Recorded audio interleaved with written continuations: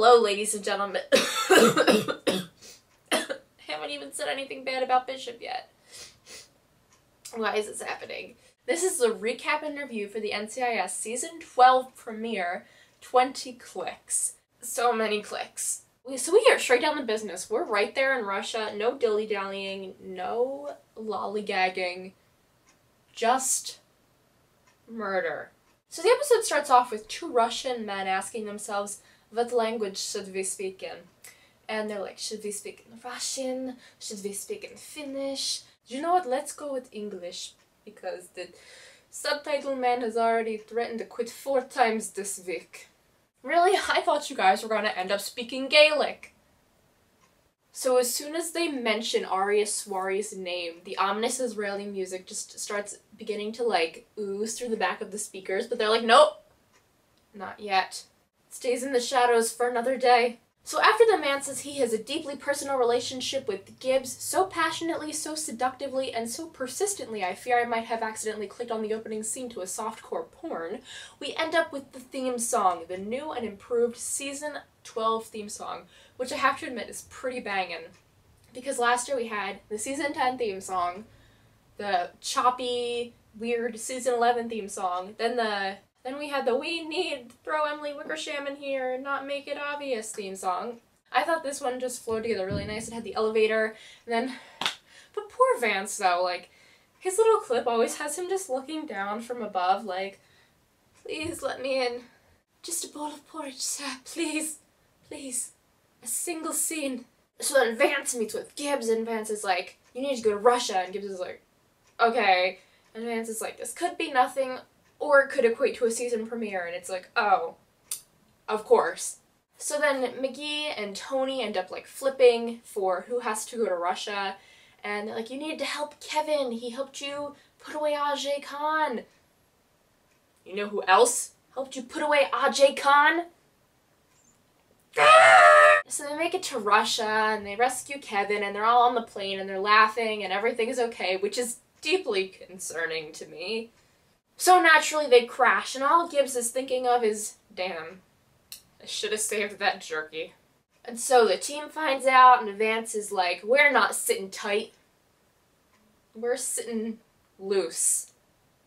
We get this Abby scene. No, they know I'm gonna say something negative. So we get this Abby scene, and God bless Abby, but in every episode like this, they give her the same exact line 20 different times. And it's, I need my team, I need my 3 musketeers, I need Gibbs, where is my brethren? And I just feel like there's so much more she could do or say. I think it's really important to look back at when Kate died and look at how she was moping, which is totally reasonable, just like you would be panicked if your family got abducted in Russia or murdered by someone on a roof. She's really upset, but she's upset in a different way, and it's not as, I am actually a 5-year-old child in an adult woman's body, more as, I have a young heart, a young soul, I'm very upset. This is how I'm dealing with it. But then Kate comes to her and is like, get that lipstick back on, girl. Be fierce. And she gets back in the saddle, and I think that's what we're missing here, because I feel like I'm legitimately watching a little toddler moping over their lost teddy bear, and not this adult who can totally be innocent and very kind-hearted and young, have like that new soul type of feeling, but she can do that without needing one of those child leashes.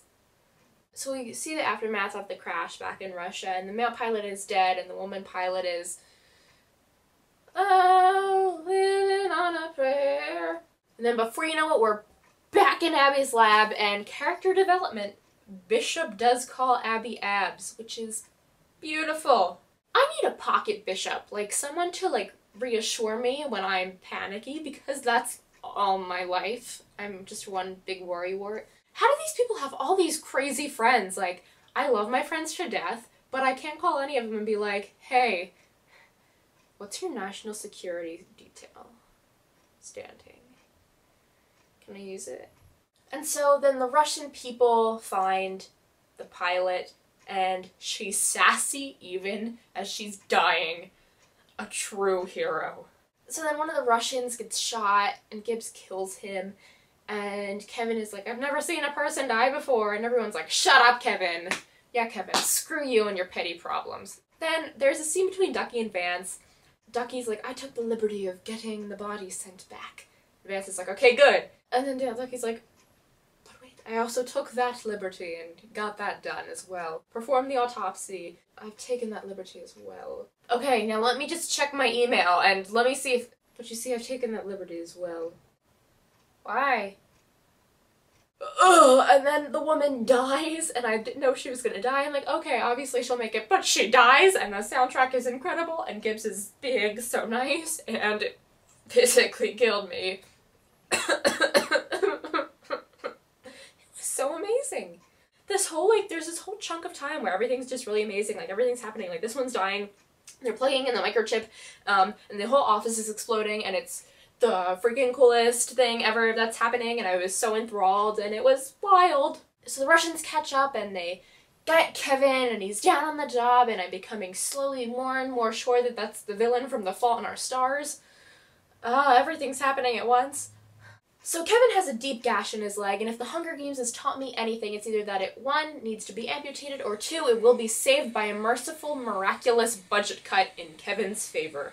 So then Gibbs, like, sears the cut closed with a burning knife. I don't know why everyone just doesn't do that if it's like the magical holy grail of limb-saving techniques. But I thought for a second he was amputating, and I had so many questions because this is CBS and also why. But no, he doesn't amputate, he just stabs him with the searing hot knife. I don't know, it worked, and he walked. It was a Christmas miracle. Thank God, little Timmy, you're alive. So then Bishop calls NS Bay and gets her husband to link them up with NSA so they have working internet and everything is happening at the speed of light, and they can see, like, the Russians, and then they can see the team, and Gibbs is like, I must be left behind. I must be the lone wolf. And they're like, no, okay, bye. And they go, and then Gibbs is off on his own, and he kind of is left to have a little shootout with the Russian, and then a truck comes up with Tony in it, and he's like, get in! But the guy's like, wait, no, not dead, no, just ignore it, because we need an arc later in this season. So they get in the van, and then we end up back in Gibbs' basement, and Vance is like, Kevin is doing time because of his secret assistance to the Russian government, everything sucks, this guy is on the loose, but on the bright side, we have a mid-season arc now, and then it ends and Gibbs is like, ugh. And that's the season premiere. I genuinely actually really liked this, and I was so afraid I wouldn't. I thought it was really good. I thought it was entertaining, and I thought it was well written, and I thought it was well acted. To be quite honest, I thought it was better than last season's premiere. I'm talking about Whiskey Tango Foxtrot, not really past, present, future, but because my feelings on that are just really complicated, and I can't get into that right now because my throat is starting to hurt. But the ratings were actually significantly lower than they've been in the past couple of years, and I think that's up to debate about why. You know, there's people who are going to be like, because not there, and then there's going to be people who can't speak, and then there's going to be people who are like, well, season 12, like, this is where the ratings start to die. And then there's going to be people who are like, well, there's a lot going on, it's a busy week, it's flu season, 1,000 different reasons. I can't really tell you which one's the right one. I have my own opinions, you have yours. I also don't think that the way last season ended was very helpful. The last season ended on a very blasé, not a cliffhanger note. So people weren't really, I guess, on the edge of their seat for this. Ari Haswari is back in business, so God only knows where this season will take us. Well, he's not really back. He's back in picture and word of mouth form. He's being mentioned nonetheless, so I think we have a very interesting season ahead of us, and I can't wait to see you guys for the spoilers and theories video for season 12, episode 2, Kill the Messenger, because why not? Goodbye.